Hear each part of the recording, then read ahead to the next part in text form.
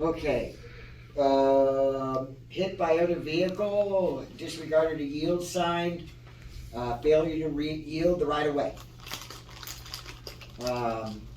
We have hit other vehicle, improper backing, our vehicle backed into another coach. Hit fixed object, improper backing. Hit by other vehicle, operator error, making a left-hand turn and failing to leave the right of way. Hit by other vehicle, failure to identify and react to hazard, right-hand turn, parked car. 2 passenger injuries, one was an ADA passenger, and the other one was a slip and fall. Past pedestrian accident was a pedestrian was struck, they were jaywalking. Hit other vehicle was an operator changing lanes, failure to yield the right of way to the passenger car that was next to them. Hit fixed object, that was in training. Hit another vehicle, weather related, caused by sliding. Passenger injury was a slip and fall. Hit other vehicle was hit a parked car, we got 2 of those. The pedestrian incident is a non-notice violation and it's classified, it's not otherwise classified, that was mean it was an oddball incident.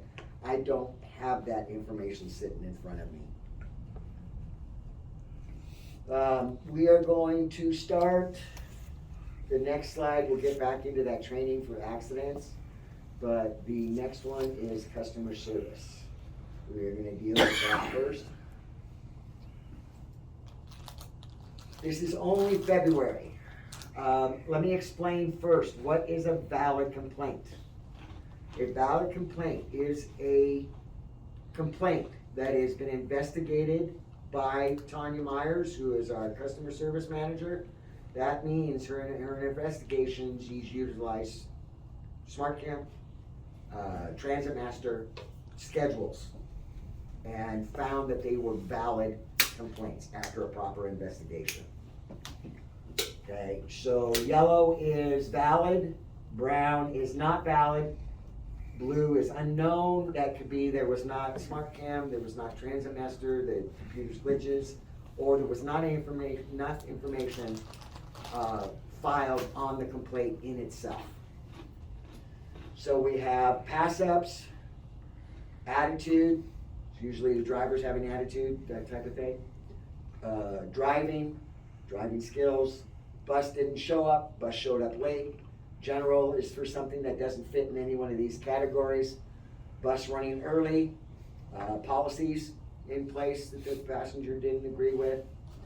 Ref boarding is ADA complaints. Bypass is different than pass up. Bypass is not stopping at the stop. It usually is, most times somebody new, didn't know there was a stop there, something on detour that maybe we didn't go by the stop. And compliments, which is usually the smallest category, which is actually not, it's the 3rd smallest. So it looks like we got about 3 of those. So we are gonna address the number 1 valid complaint. We had 17 of these in February. Pass-ups. Okay. No shows or late, that could be due to a number of reasons. Running hot, attitude, complaints of the driver, policy again, bypass, compliments, and driving in ref board. So we are going to address the number 1 complaint, pass-ups. Pass-ups is when you don't you pass up passengers, you don't pick them all up, those type of complaints. Now remember, these are only the valid ones we're talking about, that there is an investigation. Usually it's video and Transit Master are the top 2 where we get the data from, and they were found to be correct. Okay, you want to be vigilant and observe when approaching the stop areas. That means taking in, if there's somebody walking up the street, and they're late, and they, wave that they want to catch the bus. Make sure that you take all this in before approaching their bus stop. You want to scan 15 seconds ahead to prevent the pass-up. It's again, looking ahead, knowing that your stop's coming up, seeing what's around. There's a guy sitting in the grass, sitting behind the bus barn, sitting on a wall nearby, that kind of thing. People standing outside the bus area, gathering belongings, folding up strollers, etc. The bus closes the doors, leaves without confirming whether or not the individuals intend to board the bus. That's the number one. Out of all these complaints, that's the biggest complaint right there. It's drivers not taking the time to stop and ask. Granted, we know the policy with passengers is you're supposed to be standing at the pole with the fare in hand, ready to board when the door pulls up. You can't enforce that policy with the passengers. That is out of our control. But what we can do is try to provide the best customer service. And if you have people that are standing up, or you have people that are standing there, and in any way, shape, or form look like they want to come off, you can, as soon as you finish boarding everybody else, it's like, hey, I'm leaving. You want the coach? Gotta go. Whatever the wording you want, just stop and ask. Don't assume that the passengers do not want the bus in front of you. Also do not want your bus. Stop and ask. A lot of this happens when there's multiple stops, multiple routes at the same stop. They think everybody's getting on the first bus and the driver pulls around. You're a different route, you need to stop and find out. Don't assume that because there are some people at the stop, that some people at a stop that is the wrong word, do not appear to want the bus, that all the people at the stop do not want your bus. Stop and ask. Again, it doesn't take long for you to, their doors are already open to say, hey, anybody want the coach? I'm leaving. No response, close the door. Usually you'll get a response.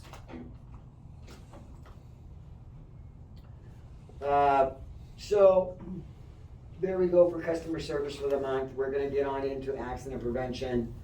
Pedestrian and bicycle awareness. We have had 2 at 4th Street alone, with bicycle and with the pedestrian being in the street, and the driver pulled up to make a right-hand turn and got way too close to them. Okay. Both the one passenger actually made contact with the shoulder with the bus. The other one, the bicyclist, could actually reach out and touch the bus. That's way too close. Okay. You want to make sure that you're visible to pedestrians and bicyclists. Always, whether they are right or wrong, they always have the right of way. The guy's walking in the middle of the street, as annoying as it is, he has the right of way. It's not right, it's not fair, it's it's just disrupting traffic. I'll agree with all those above. But they have the right of way, they are pedestrian, you are a motor vehicle. You want to give bicyclists and pedestrian room. You want to respect the designated bicycle lanes. I haven't seen a lot of this here. I mean, we have bike lanes, but I haven't seen where anybody's been, throwing down the bike lane, running over it. Unless the bike lane is in the bus lane, kind of thing. Only when there is room is it okay to pass a bicyclist. Maintain 3 feet. During my time at another agency, been in a bigger metropolitan area, we had 4 feet. It's generally what I go by. It's not required, but what you gotta understand is if you maintain 3 feet and a car door opens up, car doors are longer than 3 feet. So I would like to say on bicyclists, state law states if there are 2 lanes you wish to pass, you must change lane. That is correct. Do not try to squeeze by them. Yes, that is correct. If there are 2 lanes, you change lanes around them. Mm-hmm. If there's 1 lane, it doesn't mean you go over across the double yellow into oncoming traffic and come back. Okay, what it means is stay behind them, tap your horn, make them aware that you're there. They may not, they may have headphones in and not even know you're there. Maybe that if he sees you, then he'll move over to provide. Sometimes yes, sometimes not. Some of them are But just the idea is to be safe and give them plenty of room, even if it causes you a delay. They have the right of way. Crosswalks, sidewalks, left, right, left, and rock and roll. Those are the basic things that they teach you in training here. Look left, look right, look left. If there's impeding vision, meaning, it's early in the morning or late in the afternoon and you're headed into the sun, do it 2 more times you have to. Every situation will be different, but every situation is left, right, left. Rock and roll. Move forward in the seat, back in the seat, side to side if you have to. There has been times, although not often, that I have popped open that window and taken a look out that window because the glare is so bad coming through that front windshield. Okay, you don't have, the sand or pitting on windows, it becomes obscure. You get any kind of light coming through there and it's really bad to see. You want to pay special attention to children with adults. How many times does a children drop something and pull away and in the other direction? You want to be aware of these things. Policy is that you do not cross that left-hand turn. You do not cross that crosswalk while there's anybody in it. That means at the beginning or the end, from the moment they step off into the curb, onto the crosswalk, to the moment they step out. Now, I agree, there's a lot of signals in town that if you did that, you'd be sitting there all day long. My advice is to pull forward if you're making a left-hand turn to the point where you square up your turn. So you are in the intersection. When they clear or that light turns, you finish your maneuver. Okay, that'll keep you in the right. Keep you how you get through it. And above all, have patience.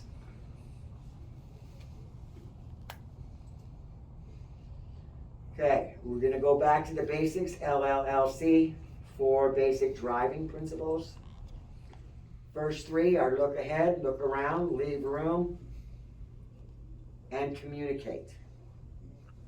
How you do these, the definition of these are, look ahead. Look ahead with a minimum 15-second eye lead time. You want to look around. You want to move your head, your eyes, and focus every 3 to 5 seconds.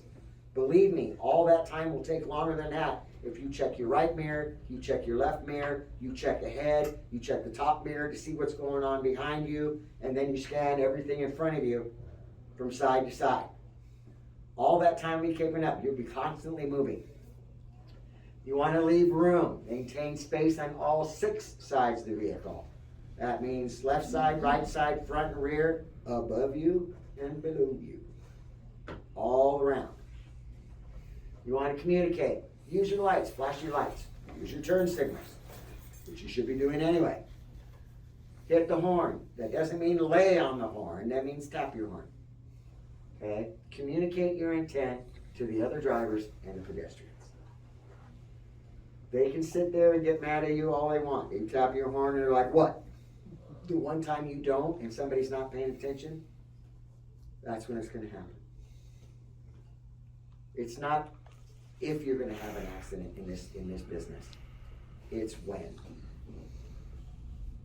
Okay, you guys put a lot of mileage on the road. It is going to happen. It's very rare that you get 3 million miles and have no accident. It is a matter of when.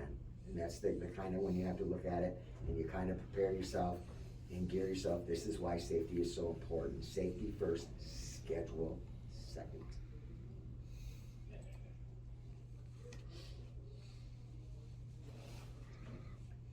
Okay, you've all been inundated with this before. Is there any questions on that part? No? Quiet. Everybody's quiet. I have run over because usually everybody starts chattering. Okay. Conflict and de-escalation. This is the other one that has come up lately that, between driver and driver, driver and passenger. The number one focus here is to make sure that you guys arrive and go home safe every day. That is the idea. Okay? We want everybody to be happy within what we can. So, what is conflict? A disagreement in which the people involved see a threat to their needs, interests, or concerns. By the same token, what is de-escalation? De-escalation is when we effectively communicate to calm a passenger who is angry, out of control, or disturbed.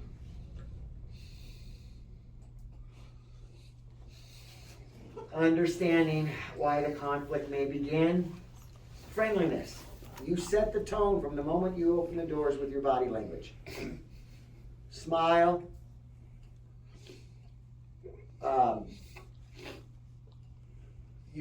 The passengers, they want to know that you represent the transit system. The driver represents the transit system.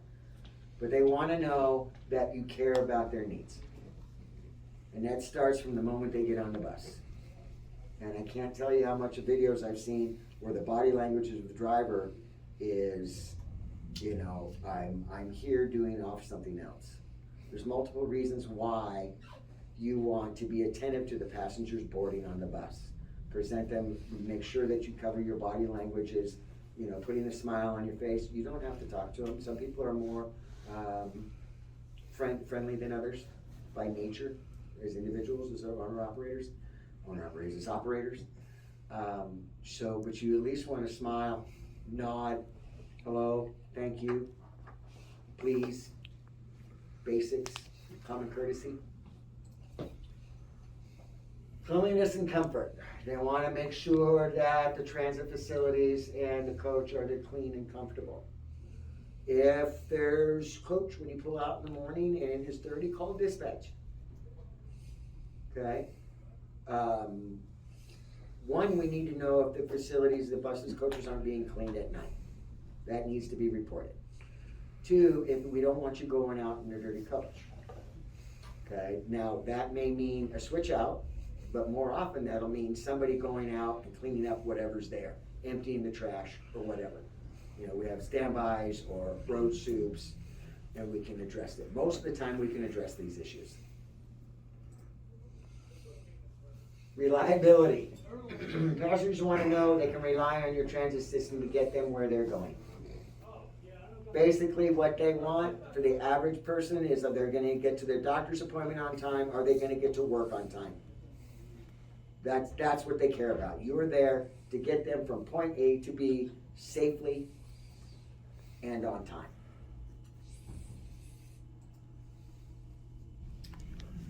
They want to be able to learn the transit system quickly. RTC takes care of a lot of that by having customer service, having the reader boards at the facilities, having signs posted what route with the route schedules, all the above. If you're an older operator and you can help somebody out, great. They get on the bus and they say, I want to go to Walmart. Well, you may know where Walmart is because you run that route all the other time. If you don't, say, do you have a cross street? Do you know where the streets are at? You could even say, hey, listen, if you see the area that you want to get off, give me a yell. And then stop at the next stop. Empathy. They want a transit system that listens, answers questions, that does not ignore concerns. Okay? When they say transit agency, they mean more than one. But the brunt of it is when you're that transit agency when they step on the coach. Customers want to feel safe when they ride the transit system that's operating the bus safely. There's a conflict that you open the doors, provide them an avenue of safety to exit the bus. Convenience and access. Customers expect the transit system to be easy to use regardless of their travel needs. It's not so much here, but they'll want to know if they have to take one bus and then take the other coach. Yes, it's the passenger's responsibility to go to customer service or map their stuff out before and be prepared. But we all know that doesn't happen. They rely on the driver in more ways than one to figure it out for them. Try to be as courteous and convenient if you have that knowledge. And they want it affordable. They want to be able to ride as frequently as they want. And obviously this is set by RTC, our fares are. But we'll get into the fares a little bit later. Some of the conflicts and assaults, some of the things that might trigger it, traits, alcohol and drugs, mental health issues, stress, transient and homelessness, resentment of authority, late, reduced, and delayed service. All of you that are frequent at 4th Street know that we have a lot of some of these issues. here in the transit in Reno. Some of the sources of the conflict could be wearing a face mask. Fare disputes, that's pretty much the top one here, right behind the mask. Hopefully we'll have an answer, I believe it's April 18th. If they don't extend it, it was supposed to be March 18th. But I heard they extended it to April 18th. So I don't like them any more than anybody else does. But hopefully we'll have an answer as to what's being required. Use of profanity and vandalism, harassment of passengers, playing loud music, and bullying. Those assaults can vary in verbal assaults. They could be spitting on a driver, assaults with an object, out of control passenger using their hands and fists to hit somebody, or actual weapons. Some of the de-escalation strategies. I narrowed this list down because they kept being repetitive. So, like I said, in the moment they step on the bus, is a first impression. Greet your passengers with a warm and confident smile. Make eye contact with the passenger. A large percentage of the time, that'll set the tone for the entire thing. Now, there's always those, passengers, depending on where you're at, that this is not gonna help. But we're talking in generalities here to make it as safe as most you can. Some of the triggering events is the passenger feels threatened for some reason or the other. Okay, again, passenger feels their needs are not being met. I'll get something better. We have a lot of that here. The drivers can relate to this with Keolis. Yeah, there's been times when operators feel their needs are not being met from payroll or operations or with dispatch. Nobody likes to feel that way. The passengers are included. Situational awareness. Excuse me. Right behind operating a coach. This should be your second skill set. Operating the coach, point A to point B, safely and on time is a huge job. It really is. But this should be your second skill set. Recognize and reading the indicators of difficult passengers. You get people coming on and off your coach every single day. You see all different kinds of people. You need to be attentive, one, to de-escalate a situation that may not even be happening by greeting the passengers in a professional, courteous manner. So you're watching them anyway. The second reason you want to watch is because you want to recognize the indicators if there's any difficult ones. You want to see them coming. You don't want to get blindsided. You definitely don't want to get hurt and get sucker punched. Or somebody takes an object and smacks you upside the back of the head. All this stuff you want to see coming to keep you safe. Okay? But above all, you want to keep your composure. Okay, signs that conflict is escalating. Does the tone of their voice suddenly change or increase in volume? Are they clenching their fists and tightening or untightening their jaw? Have they begun to fidget or pace, or did they cross their arms? Do they refuse to make eye contact with you? And here's the big one. Have they taken up what's known as the rooster stance? Shoulders get rolled back, the chest comes out, arms come down wide by the body. They're getting ready to fight. Some of the techniques to reducing that escalation is always try to handle the situation from the driver's seat. As soon as you get out of that driver's seat, it shows a sign of aggression. Whether you mean it or not, you could be getting out of the driver's seat to adjust that top mirror. You could be getting out to go check the rear tire or get a door unstuck. But that is not the normal position of a coach operator. It is sitting in the seat. Everybody usually looks up when they see a driver get out of the seat because they want to know what's going on. There's something wrong. So, and if the passenger is up by the fare box, you just impeded on their personal space. Okay? Always maintain a calm demeanor. I can't stress that enough, and make eye contact. Some of the tactics to go with that are don't get defensive. listen to the passenger's concern without passing judgment. I don't know how many videos that we have seen that the driver's demeanor right off the bat sets off a confrontation. Meaning, the driver, most of you, if you run every day, you've heard most of the excuses the passengers come up with for not paying fare or whatever it's talking about. The majority of those you've heard repetitively. So you want to make sure that your body language doesn't communicate, it's all right, yeah, it's this again, doesn't want to pay the fare. That you don't look up, you don't roll your eyes, you don't roll in the other direction. Or even worse yet, get vocal about it and cut them off.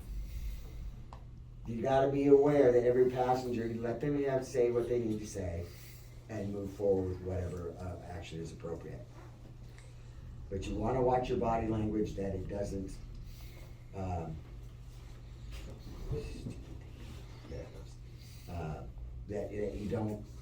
that body language doesn't portray that you're passing judgment on it. No one likes to be embarrassed or humiliated. It's like when you're standing up there at the bus at the fare box, it's like standing up when you're a kid in the front of the class, all eyes are on you. That may not be the reality of it, but that's what it feels like when the passenger's up there, okay? You wanna speak clearly or calmly. You want to not be surprised or caught off guard if the passenger overreacts. Again, that's being situational awareness. And again, you want to remain calm at all times. These are some of the things that you want to avoid. You don't want to tell somebody to calm down. I can't tell you how many times in incidents with family members, they say, you need to calm down. And the first thing out of my mouth is, don't tell me to calm down. You know? I'll calm down when I want to calm down. So, to say things like, I know what you're feeling and I understand. That is, I keep having trouble with this word, pacifying? Is that the right word? Can't remember what it was. I should have wrote it down because I keep forgetting it every class. Patronizing. Patronizing, that's it. Write it down. Asking the passenger why. You're having to explain. They don't want it. They want to be heard the first time. Using the phrases you should or you shouldn't. And you're telling them what to do. Making light of their experiences.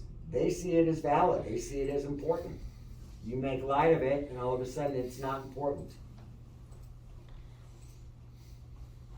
Trivializing their problems. Everybody feels their own problems are important. They're important to them. Whether it's important to you or not is a different story. What you want to portray is that what they are telling you is important. You don't want to trivialize. You don't want to dismiss their feelings. Moral issues. You don't want to argue moral issues, what's right or wrong. That's not what it's about. Okay? There are a few other things that you don't want to do. Politics, sports, all those kind of things gets into arguments. Having expectations that the passenger will agree with you. A lot of the ones that I've seen, even where the passenger is wrong, they want to be made right. Customer is always right, even if they're wrong. Okay, some of the key response factors. When de-escalation strategies are not working, you need to assume the situation is becoming dangerous and you need to contact dispatch. With that being said, you need to be careful how you notify dispatch and what you say.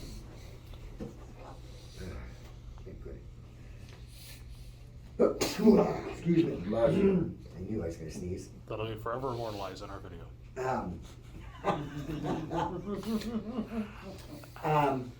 With that being said, Kevin can attest to this, I can't count how many times that we get a call in dispatch and we get a novel. Yep. And the information that we need is not in that novel. Okay? The best way to get you the response or the help that you need in the shortest amount of time is to be clear and concise. Remember, these are not cell phones. You are not talking person. These are radio communications. They come over a speaker. You need to enunciate, speak a little bit slower. Okay? And this is how the call should go. Okay? This is bus 123. I'm an inbound 1 on Virginia at Peckham. I have a passenger that is verbally and physically assaulting another passenger. Because this is what's going to get you from I heard it to me calling REMSA to calling RPD. That's the judgment call. Okay? That's going to get you the response. The other thing is that we have, Kevin's got a base unit, I have a radio, we have road soups that are listening to the radio. Okay, in that novel, that road soup could have just gotten on the freeway and realizes he has to turn around 5 minutes later. It's a delay in response. If they hear that, they was going, oh, I'm not getting on the freeway, I'm turning around and heading right back where it is. Because you told you what coach you wear, what direction you're headed in, what's your location, and what the problem is. Honestly, it probably shouldn't take more than 5 seconds to get all the Yep. information out. Yep, If you keep that mic cue down, we can't respond. that is correct. We can attest to how many times we've had people hold that mic and we can sit there and hear the whole conversation and the argument with the passenger. And we can't respond. Yep. It's a dead mic for us. Nobody can. Okay, and then we have to do the next best thing, go into Transit Master, figure it out who's calling by voice, see if we can recognize the driver's voice, find out what that driver is running, find out what driver that bus is in, and then find out their location. All a delay in response time. So I can't stress enough, clear, concise, no novels, okay? No, I just passed a dog and somebody needs to really come and get this dog. That's not what this radio is about. Okay? There's so much conversation on that radio that we try to get through to other people. That other coach operators are trying to get in. But they can't get in because we can't get the traffic clear on the radio. Majority of that time, that traffic should be clear on the radio. If you have information that you need to communicate, clear, concise, enunciate, slow down a little bit, and make it short. And get off of it so dispatch can respond to you. Or a road suit. Okay? If your vehicle is stationary, keep the doors open. If you're driving and the situation becomes different, pull over, keep the doors open. You always want to give your passengers and yourself a way out. A way off that coach, away from whatever is going on that has put you or the passengers in jeopardy. Don't make it a hostage situation. Yeah. Okay, so in review, you're going to treat every passenger with respect, be aware of the body signs, speak clearly and calmly, maintain eye contact, be aware of your body language and the tone of voice, remain seated as possible. We cannot control other people as operators, we can only control what we do. And a large part of the time, that will do to negate confrontations. Okay? And here is the one that causes more debate I have come across. But I wanted to get this out there because in safety, I have access to all the contracts and whatnot. This is from the RTC contract. A reasonable effort must be made for the operators to collect a proper fare. RTC's definition of a reasonable effort is a courteous, one-time quotation of the fare. That's it. We are not fair police. The fares do not pay your salary. The majority of the money that comes to pay your salary is from subsidies. Okay? We don't want, it's not worth you guys getting hurt over a fare. It's not worth it you arguing for a passenger for 10 minutes and you just made every passenger on that bus late for work. That doesn't become the focus. The majority of the people on your bus become the focus. Point A to point B safely and on time. If somebody comes up and says, I don't have the money, quote the fare. They stand there with the deer in the headlights, and they say, well, you're gonna let me on or off, that's where your judgment comes. Okay, When in doubt, just have them sit down. just, that's it, just have a seat. Keep that bus moving, keep it on schedule, because you don't want the delay from them, that's not the focal point. The focal point is everybody else on the bus and providing the quality service. Before all this crazy inflation, the fares would generally get you 3 to 4% of your yearly operating cost. It's Yeah. literally nothing. It is. And the bus is going to cost the same amount of money to go the same route, no matter what. So if you can collect anything, great. If you can't, oh well. It's going to cost the same to run that bus the same route anyway. Exactly. So this goes for everything else as well. You guys aren't security. That is up to road soups, security at 4th Street and CP. Road soups, MODs, operations staff, me if need be. That's our job. It's also not your job to throw passengers off the coach. That is a supervisory discretion. That is RTC, that is security. All of these have been taken out of your hands to keep you safe. Okay? And to keep our coaches on time. That is our priority as an operator. It's short and sweet, because you guys haven't said a whole lot. Any questions? Yeah, can we talk about the wheelchairs and strollers? Yes, I talked to we you about it can. earlier. Strollers, another policy. We have an incident that somebody got hurt over a stroller. Company policy is the infant must be out of the stroller and the stroller must be folded. It is, if it goes in front of you, underneath the seat, or overhead, that is what their fare is paying for in a seat. Okay? I understand we get these big behemoth of strollers. It is up to the operator discretion. Okay? If they can't fold it, there's no exception for you can't have any infant, child, toddler in it while boarding and unboarding and on board. They have to be held by the parent. If you can't get it folded, I can empathize with that. It is at the driver's discretion whether they want to put it in the wheelchair area. But here's the policy.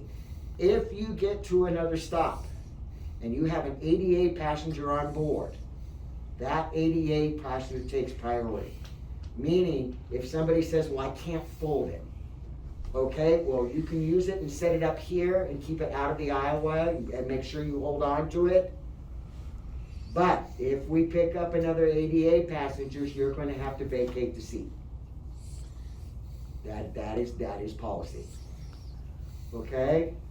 Everybody understand that? If you ask the person that the infant cannot be on the stroller, that escalates to a confrontation. They usually argue with you or take extra time and they don't wanna do it. Call Okay, for a road because suit. They Call can't. for a road shoot. Do not board them. And they say the baby's safer. So you gotta wait Okay, there let's until. go. Against There's company only- policy. Quote the policy just like you would quote the fare. Yeah. Okay. Yeah. Call for assistance. There's only two Okay. things you can be in: a mobility device or a chair. A stroller's not a mobility device. That's So only what wheelchairs and happens scooters. if someone in a wheelchair can't get up? Policy dictates you're not supposed to assist. Nope. Yep. Don't touch nothing. Don't touch electric chairs. No. Period. I don't touch nothing. That is the policy. They have been bumping their thing, continuously trying to get that scooter. That's- If they can't Security. fit, they can't ride, access exists, Yeah. there's other options. Yeah, if they can't. And go into the- again, if there's a confrontation, call dispatch, call for a road suit, call for your security. The last thing we want is an operator to touch an electric chair and it malfunctions and they blame us, right? Or even just a regular wheelchair. What if Mhm. they can't roll their wheelchair on them? Nope. That's on them. Yep. Now, wheelchairs. Back out. I have seen this happen more than once. That wheelchair must be in working operation, okay? No rubber on those tires, no get on the bus. What if their brakes don't work? Don't get on the bus. They have to be It secured. has to be a fully functional, for lack of a better word, wheelchair.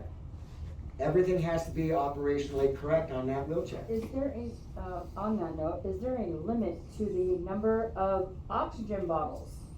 And the oxygen bottles must be contained, latched on, and secured? Because I had I one would that had. honestly have to do the research. Because I had one that had an oxygen know bottle that in the answer? back that was secured, another one that was just loosely, because that is, I mean, I would, honestly, I'd have to do the research, if there's any limitations at all. I mean, it was a big, I mean, it was not, it was just, yeah. I know there's a lot of people that have a lot of junk on their back in their wheelchairs. If we can't make 4 points of contact, they can't ride, so they have to move their stuff. It wasn't, or- I mean, it was just, it was a Right. loose, it was a regular, it wasn't this smaller oxygen bottle, it was the, The big one with the wheels. not without, it wasn't on wheels, it was, Okay. yeah. If somebody decided to carry a big, It was on his Wow. coat, it was on his roller, you know, on his, on a wheelchair, secured to the back on of his it. mobilized scooter that took forever and a day for him to back in. 88 passengers, some of them operate, those have been operating longer than others. It's going to take the time. Oh, understood, We don't have an option with it. There Okay, are so- too many ADA rules that, you know, and some have secured devices for the oxygen tanks. This, maybe he was going to get them both filled, I wasn't sure, I just kinda, that was kind of a little iffy thing, you know. usually it's one, I've seen them, I've never questioned that, but honestly, I'd have to go look through the regulations on Of it, the two things. if there's any limitations for And that. I know the multiple shopping carts and no shopping carts, you know, and strollers full of groceries and all that kind of stuff and the What old about a double ladies. stacked wagon? And A wagon, No, then another wagon stacked on. that Told guy, you, Kevin. so that guy with the trucking guy? we are not a cargo. No, Is it one still wagon two- stacked full and stacked on another wagon. Is it still a two-bag Technically, policy? huh? Is it still a two-bag policy on, used to be only 2 bags they were allowed, not 10 or 12 bags of groceries. Okay, and that's another one I actually have not run across, That's that I what would used to have to be, look up. but everything's changed. I don't know if that's Technically, still valid or here's not. what I understand as policy. If they have, grandma cars that's full of groceries, technically they're not supposed to come on board. The bottom line is, they're not supposed to come. If that does not fold and collapse and sit in front of them, underneath them, or above, it doesn't come on board. Yeah. But, with that being said, I see a lot where this is the nature of our clientele. Yeah. Okay, so if you have available room in the front seats, I don't see a reason, Well, I don't have a problem. and they Right. pull up in front. Mhm. Okay, I've seen some where they take the groceries out, fold it up when it's real tight, and they'll slide it in front of them and hold the groceries. Right. I've seen some where they would set them up and put them on a seat because there happens to be an open seat. Mhm. The bottom line of that is if that bus needs filled and that seat's available, they have to move that stuff. So they cannot block the aisle. They have to securely hold everything that they bring on. It cannot roll down the aisle. So there's that line where you want to have customer service, and this is where your judgment as an operator comes in. Okay. But remember, you will be held liable if something happens. Okay, I let me can ask quote you policy all day. Get back to the stroller thing. Sometimes we have double strollers. So- Correct. And there's only one parent. I don't have Correct. anybody. So it's hard for them to take 2 babies out, hold up the stroller, and get on the bus. So this is what I do. I let them get on the bus, then break everything down. But I make them break everything down. Okay, I will tell you policy. There can be no children in boarding on a bus. Okay, well then. I get it. It's an we won't be inconvenience. badasses then. Okay? So The they reason can't I push- say, nope, They cannot. they place the cannot stroller board. on- Okay, that's what it used to be, We are but they in, got yeah, lax. we are in litigation right now Okay, because a passenger rolled their stroller off the bus, tripped, fell over the top of that stroller. And that troller's The stroller. stroller flipped over. okay. Okay, well, I just wanna make sure Okay. because things got lax, because everyone said, okay, let them do it. I get it. You know, if they've got 2 kids and they're boarding a bus anyway, you can tell what their financial situation is. Right. They can't afford either a car or a taxi. But the bottom line is safety. Right, well, I agree So- with you, I just wanna know, That is the policy. They cannot be in there when boarding. Or and exiting the Eco-friendly, coach. saving the planet. okay, well. I have seen where they've come on put the baby back in the stroller and have the stroller sitting right there in the ADA area because they can't collapse that. Yeah. I've seen it. I don't allow it. Is it against, it's not policy. No. If they let go of that stroller and you hit a hard brake, that baby just became a torpedo into the front of the coach. Okay, so we're on the Route 6, we're going to the park. And they're at the park, they're not pushing the baby up the ramp at all. They have children in hand. Mhm.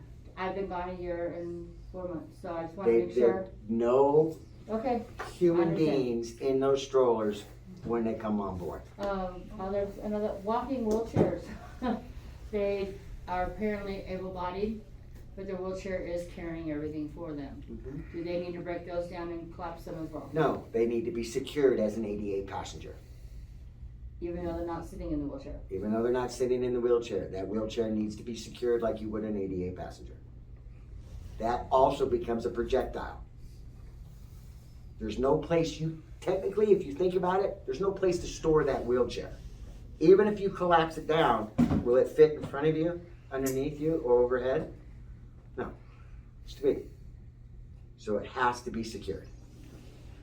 If they're gonna bring, a lot of homeless people that will use them, their mobility, have mobility issues. And they use that, it's their wheelchair, but when they go to the store or something like that, they'll put all their stuff in there and they'll wheel it and they'll lean on it. I get it. But when it comes on board, Or they're just sleeping in it, yeah. sleeping in it, that wheelchair needs to be secured, 4 points of contact, and the passenger can sit in the seat.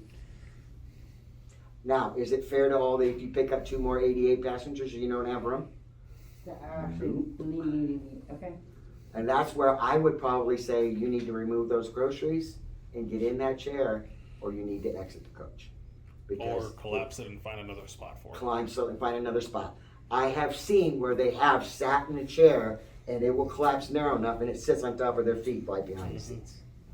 They load all their groceries into the seat next to them, pull that in. This is where your discretion comes in line. You just gotta know where the crossing, where it's crossing the line. Okay.